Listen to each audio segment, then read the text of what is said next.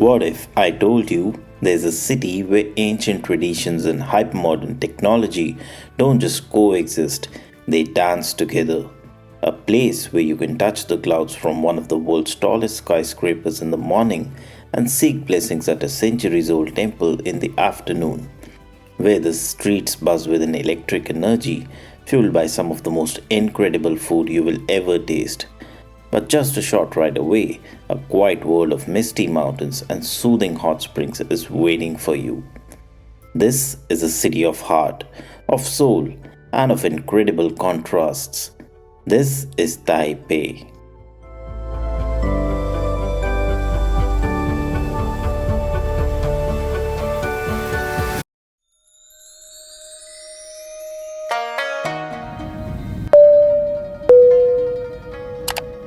My day started early with a landing at Taipei's airport. The immigration process was quick and soon I was on the high speed MRT, gliding from the airport right into the city center. The efficiency was amazing, but the last leg of my journey was a different story.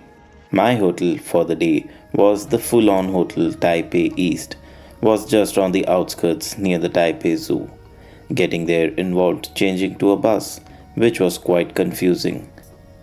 Some locals tried to help, but even they couldn't figure out the route for me.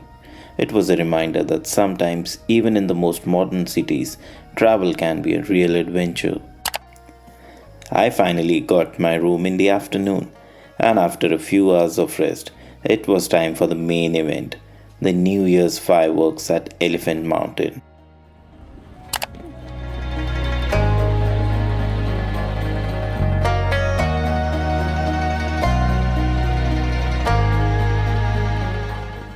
Okay, so I've made it up to the mountain, and the area is packed. It's full of local youngsters, all with their gear set up, and finding a good spot is tough. But I think I've found one. The view is incredible.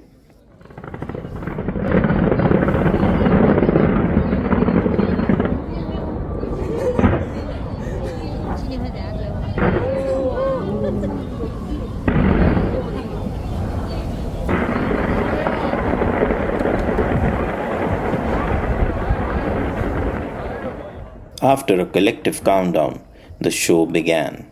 It was amazing. For nearly 10 minutes, I felt so lucky to witness something so spectacular.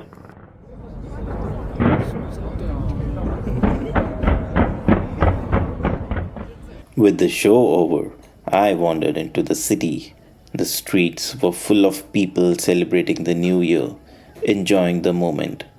And even though it was crowded, I felt extremely safe. But the biggest challenge of the night was still ahead, getting a cab back to my hotel on the New Year's Eve. I was having a lot of difficulty in booking a ride. That's when I asked a group of local girls for help. And what they did next completely overwhelmed me. They weren't just helpful, they waited for me, just for me, for almost 2 hours in the middle of the night to make sure I got a cab. They even offered to pay for my taxi. I was speechless. I have never seen such helpful and kind people in any country I visited. It was a powerful reminder that travel isn't just about the sights you see, but the people you meet. Taiwanese people are amazing.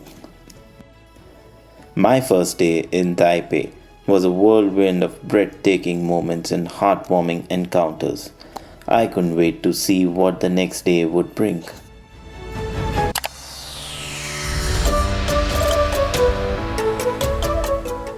I started my day 2 at Maokong Gondola, Zhinan Temple station.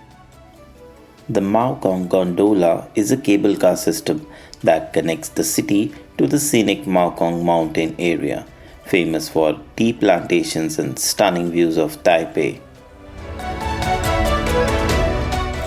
The Zhinan Temple station is one of the stops, and it's the gateway to the beautiful Zhinan Temple.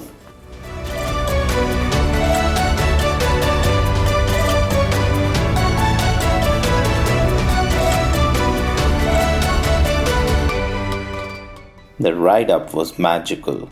A light drizzle, clouds hugging the mountains, and even Taipei 101 peeking through in a distance.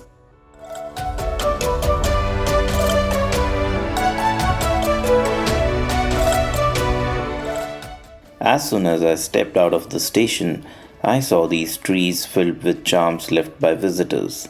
From here, the walk to Zhinan Temple was short and easy, and the views along the way were breathtaking.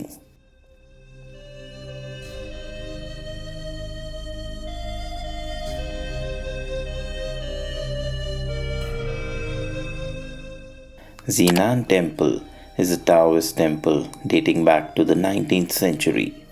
The whole place felt serene and peaceful, almost like stepping away from the busy city into another world.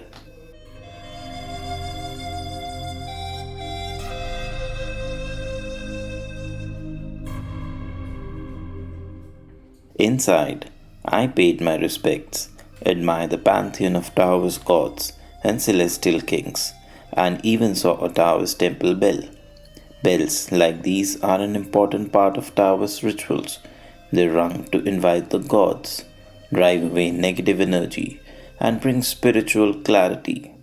On the upper level of the temple, there are more shrines, halls, and open terraces, perfect for soaking in the surrounding mountain views.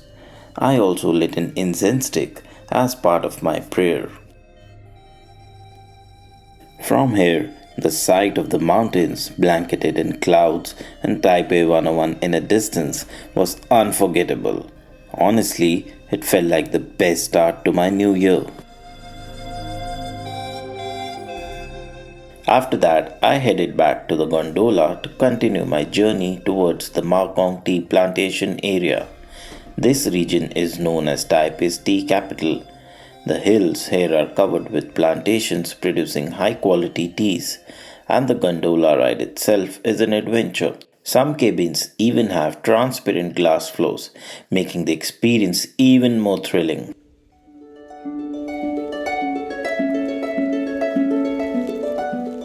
My next stop was the famous Redwood Tea House. The staff here was so welcoming. They immediately helped me carry my stuff inside and even took my wet raincoat and placed it outside to dry. Such a nice touch. Now, time for some food. I ordered a vegan mushroom soup, but since I was a solo traveler, no one warned me about the portion size. It was huge, definitely meant for 3 to 4 people. I tried my best but couldn't finish it, so I packed the rest to go. Later, I discovered an even better seating option one floor below, open air overlooking the mountains. I ordered a fruit tea and just sat there, enjoying the view with every sip. It was one of those slow, perfect travel moments.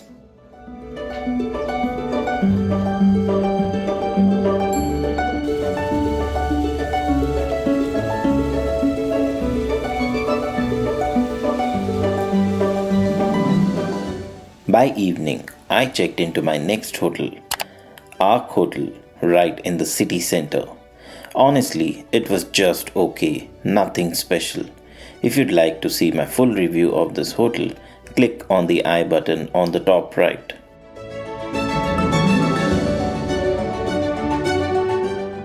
After settling in, I headed to the most happening place in Taipei, the Ximending walking district. Think of it as Taipei's version of Shibuya or Harajuku.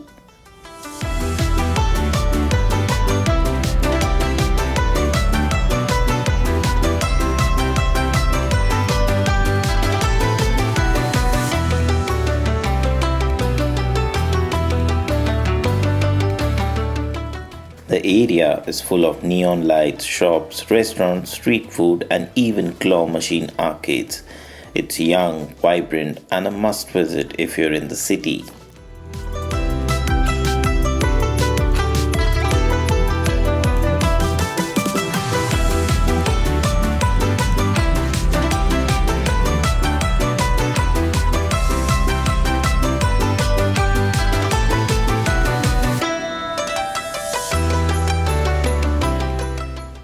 I stopped by at a popular Shimen mango shaved ice. It's one of those popular places that's always talked about online. I ordered their mango shaved ice cream, but honestly, it was a bit of a letdown. For dinner, I tried something unique, a 24-hour DIY ramen shop called Annalamoon. It's a self-service ramen restaurant where you can customize your bowl. They even had vegetarian options. The staff was super friendly, guiding me step by step on how to prepare my meal. The best part, it was affordable and fun. Definitely recommend it for any ramen lover. I've added the Google Maps location in the description. Right. We'll use the chopstick to stir. Then the cheese to go around. Okay. And the water will stop by itself. And the black area is very hot. You don't touch it. Okay. This is the countdown. Okay.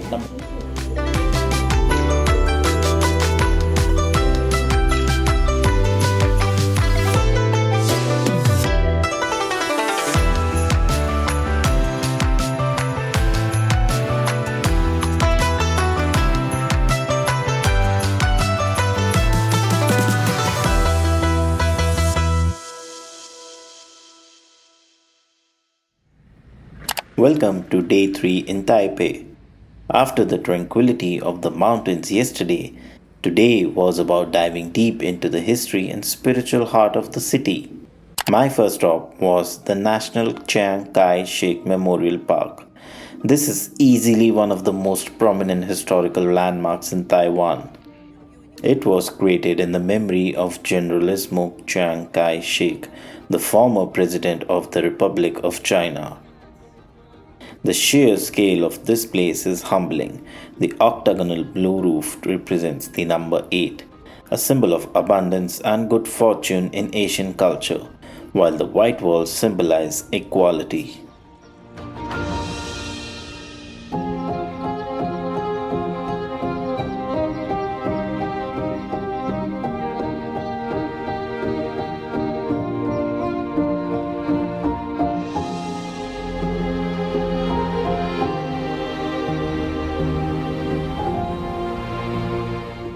But the real highlight here happens every hour on the hour. The changing of the guard ceremony. The precision, the discipline, and the perfect coordination of the guards is absolutely outstanding to witness in person. The sound of their boots echoing is something else. If you want to watch the complete uncut ceremony, click on the I button on the top right. From the Memorial Hall, I took a walk towards the Taipei North Gate. Constructed in the Qing dynasty, this is the only one of Taipei's 5 original gates that still looks exactly as it did when it was built in 1884. Unfortunately, luck wasn't on my side today. It was under renovation.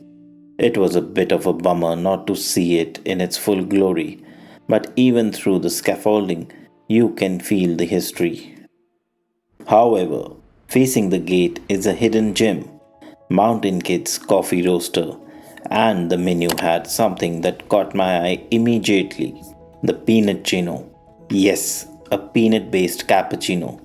It sounds strange, but it was amazing, creamy, nutty, and the perfect caffeine kick to keep me moving.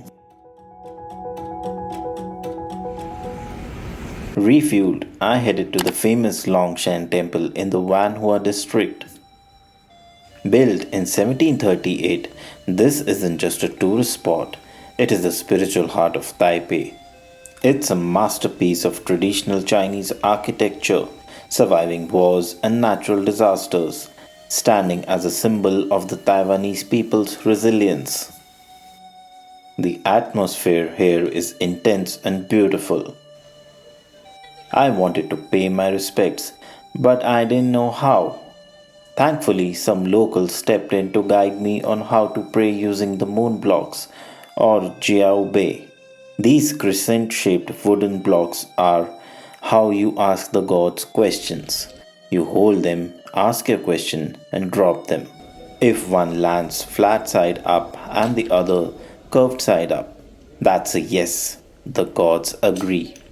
If both land flat side up, that's a no. The gods disagree.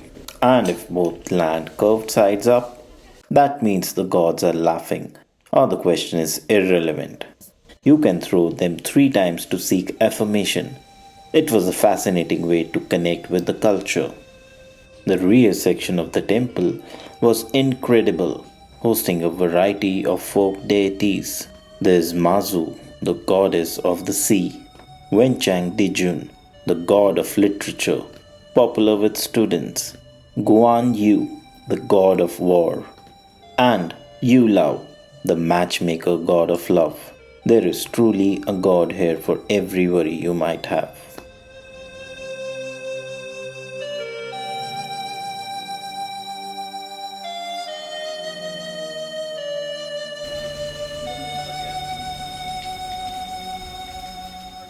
As the sun set, my stomach started growling.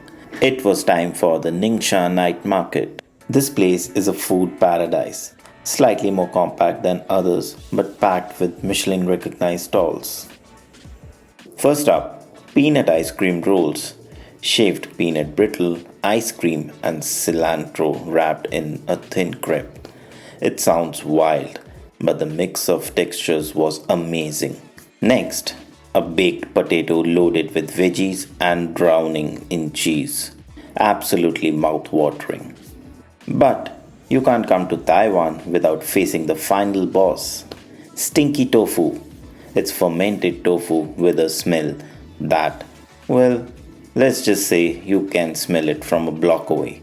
I was terrified, but surprisingly, I liked it. The smell is strong, but the taste is mild, savory, and the texture is perfectly crispy. Don't let the nose fool you, it's actually delicious. Day 3 was a journey for the soul and the stomach. Welcome to day 4. After days of exploring the concrete jungle, it was time to escape to nature. Today, I am heading to Beitou. Beitou is Taipei's famous hot spring district, sitting right on top of the volcanic basin. Because of the geothermal activity here, the area is packed with natural hot springs rich in sulfur, which locals believe has amazing healing properties for the skin and muscles. I started at the free Sulphur Springs Valley Feed Pool. After walking thousands of steps over the last few days, dipping my feet into this warm, mineral-rich water was instantly refreshing. But I wanted to get closer to the source. I headed north to the Sulphur Valley. Seeing the steam hiss and rise from the ground up close is a completely different experience. It feels like the earth is breathing. I did a short trek around the perimeter to catch the valley from different angles, and the views were Jurassic.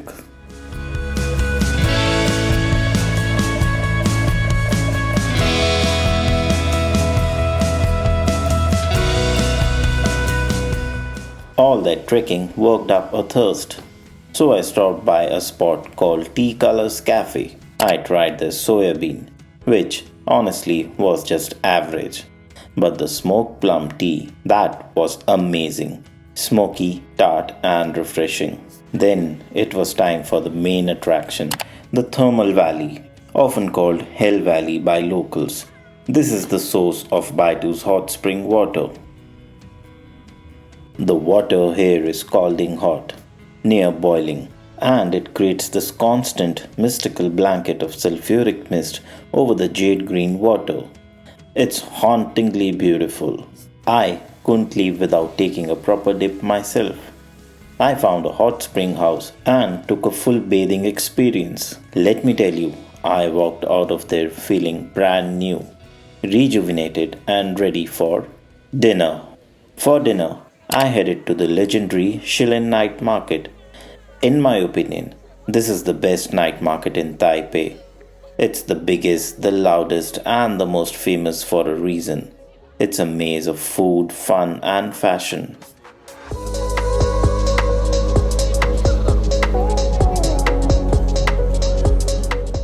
I started my food journey with these giant French fries. They come in tons of flavors and they were absolutely lip smacking. crunchy on the outside, fluffy on the inside. Next, I grabbed some baos. Fluffy, savory, and incredibly economical. You can feast here without breaking the bank. But the star of the night, these giant grilled mushrooms. If you know me, you know I'm a huge mushroom fan, and I was on cloud 9 eating this. Juicy with a deep smoky char from the grill and those sweet tangy barbecue notes. Perfection.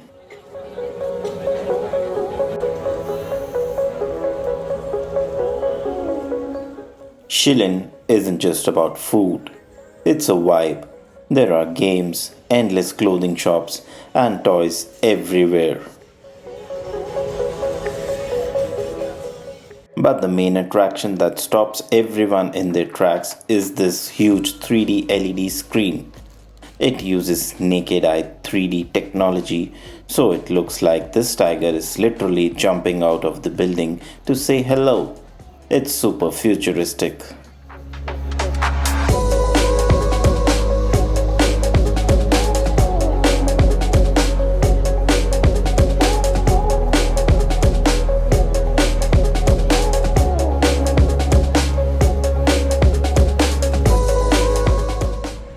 On my way back to the hotel, I spotted this architectural marvel, the Taipei Performing Arts Center. It's famous for this massive sphere protruding from the side, which actually houses one of the auditoriums.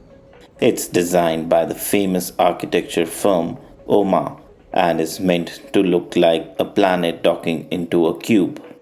A fittingly futuristic end to an amazing day. Welcome to day 5. I started my morning in the Ximen area.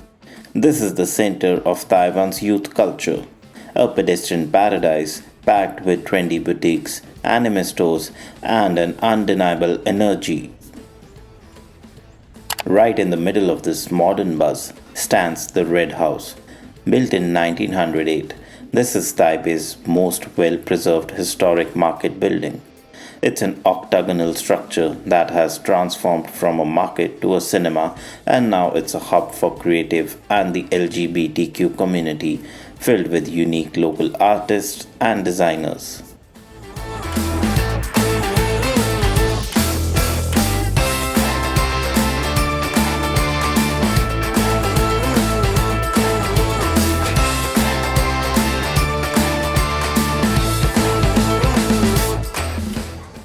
Nearby, I found a unique spot called Healing Herbar.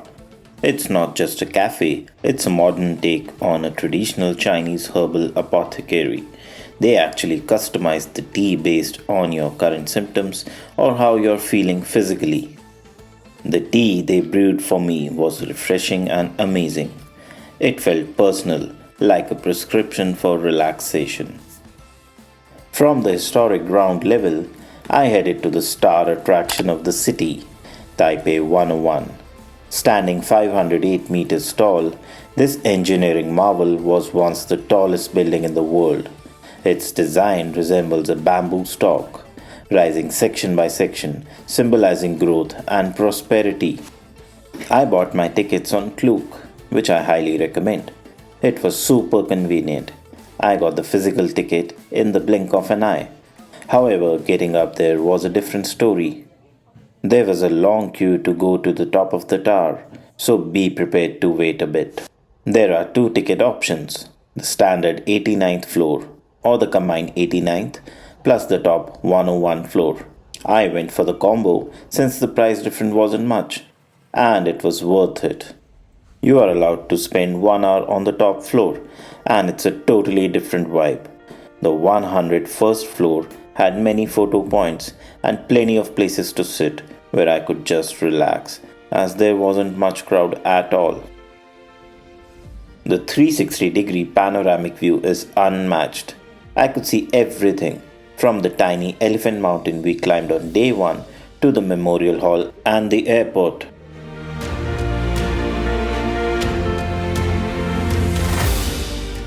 I stepped out onto the outdoor deck just as the sun started to set. It gets quite windy up here, But breathing in that air at this altitude is exhilarating.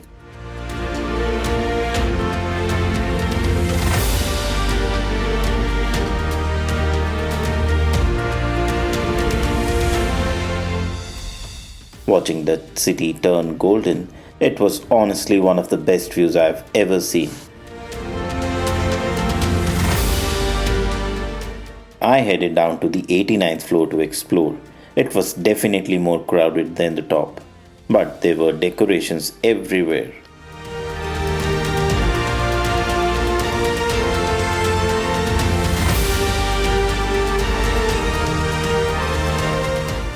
But the real highlight here is a feat of physics. This is a tuned mass damper. It's a 660-ton steel sphere suspended between the 87th and the 92nd floors. It's not just for show. This giant ball acts like a pendulum to counteract the building's swaying during strong winds and earthquakes. It literally keeps the tower safe. I finally went to the outdoor area again for the night view, and it was breathtaking. I was in awe as I just couldn't get enough of this amazing view. Seeing the city light up from this height is an experience that stays with you.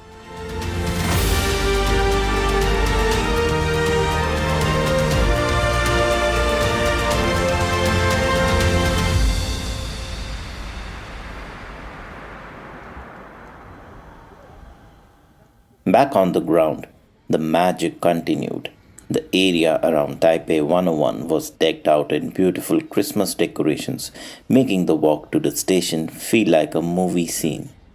For dinner, I decided to visit Raohe Night Market. This market packs a ton of flavor into a single 600-meter street. I started with a classic sweet potato balls, crispy on the outside, soft and fluffy on the inside, a perfect snack. Then some Taiwanese style battered veggies, light and crunchy coating, but the veggies inside stayed soft and juicy. And yes, I went for round 2 of Stinky Tofu. I think I'm officially addicted now. It was amazing. I grabbed some decent vegan dim sums to go and browsed the stalls selling clothes and accessories. Raohe has a more traditional, compacted vibe compared to Shilin, and I loved every second of it. Day 5 reached new heights, literally. I started my morning at Fong Da Coffee. This place is an institution. It's been around since 1956 and is one of the first shops in Taipei to introduce iced coffee. The vibe is super nostalgic and they are famous for their old school siphon brewing method. But I promise you honestly, I had a cup. And to be real, it was just average. Nothing special. I even bought some ground coffee to take home, hoping I could brew it better myself. But that was just average too. It's a cool piece of history, but if you're a specialty coffee snob, lower your expectations a bit. Later, I shook off the caffeine disappointment and walked over Dihua Street. This is the oldest street in Taipei, dating back to the 1850s. Walking here feels like stepping back in time. It's the heart of Taipei's traditional Chinese medicine and dried goods trade. The air smells like spices and herbs, and the shops are endless, selling everything from candies to dried fruits. Amidst the traditional shops, I stumbled upon a small stall selling vegan cakes. Now, these were incredible, moist, sweet, and well, they didn't last long. I think I inhaled all of them in the blink of an eye. After that sugar rush, I needed something to wash it down. I found Wangtea Lab. This isn't your grandma's tea house. It's a super modern tea bar created by Wang Tea, a brand that has been making tea here since 1890. They are literally mixing century-old tradition with modern tech. I tried a variant of the oolong tea and it was amazing. It was so good I grabbed a box of tea bags to take home. And unlike the coffee this morning, this souvenir was a 10 on 10. Finally, for dinner, I headed to the holy grail of dumplings, Din Tai Fung. This place is Michelin recognized and world famous. But here's the reality check. I didn't have a reservation, and the wait for the table was impossible. So, pro tip, if you can't get a seat, get takeaway. I placed my order, waited about 30 minutes, which is nothing compared to dine-in queue, and took the goods back to my hotel.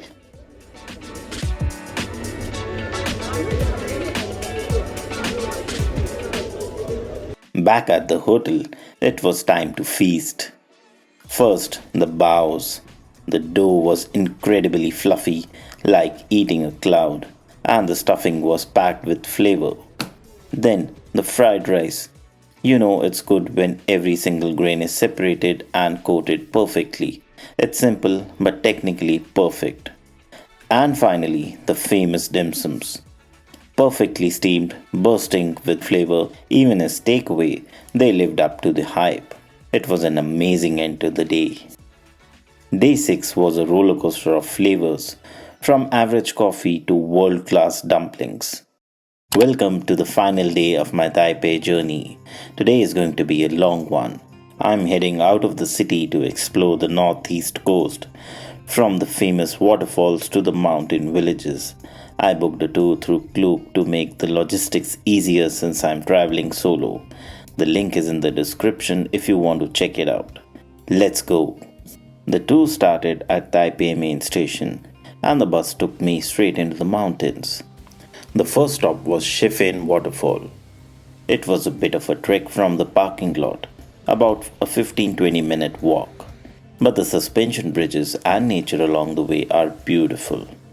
And then you see this. Often called the Little Niagara of Taiwan, this is the widest waterfall in the country.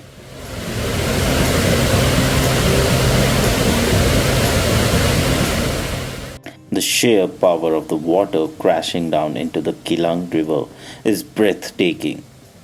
Standing here with the mist hitting my face, I really felt the raw power of nature. Next, I headed to Shifen Old Street. This place is famous for one thing, the sky lanterns. What makes it unique is that the old railway lines run right through the middle of the street, so you're literally standing on the tracks.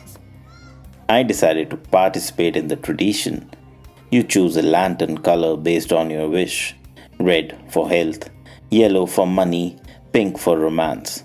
It costs about 200 new Taiwan dollar. I took some time to write down my wishes for the coming year. And then, the moment of truth. I was so lucky. My lantern had a perfect flight, soaring straight up in the clouds. There is something so magical about watching your hopes float up into the sky. From Shifen, I hopped onto a train to the place I was most excited about, Houtong Cat Village.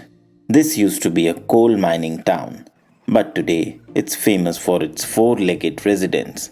This is literally a village run by cats. I am freaking out right now. There are cats everywhere. As an animal lover, this is absolute paradise. The cats here are so chill and friendly, they just own the place. I actually filmed a full, dedicated video just exploring this village and meeting the cats. If you want to see that cuteness overload, click the I button on the top right corner right now. The final stop was the legendary Jiufen Old Street. Nestled in the mountains, this former gold mining hub is a maze of narrow alleyways, tea houses, and red lanterns. It's super touristy, filled with shops selling souvenirs you can find in Taipei, but the setting makes it totally different. The view from up here is insane. I could see all the way out to the ocean. You cannot come to Jiufen without eating this. I went to Agan Eat Taro Balls, a Michelin rated spot. I got the taro and sweet potato balls in warm, sweet soup. The texture is what the Taiwanese called cube, perfectly chewy and bouncy. Sitting there, eating this warm soup, it was pure comfort. As the sun sets on day 7, my time in Taipei has come to an end. Looking back, this trip was about so much more than just sightseeing. It was about the kindness of strangers who helped me when I was lost. It was about the blend of tradition and modernity, from the chaotic energy of the night markets to the silence of the temples. Taipei has a heartbeat that is all its own. To this beautiful city and its amazing people, thank you for the memories. I am leaving with a full heart and a promise to return. If you enjoyed this series, please hit that like button, share it with your travel buddies, and subscribe for more adventures. This is Hardik, signing off from Taiwan. See you in the next one.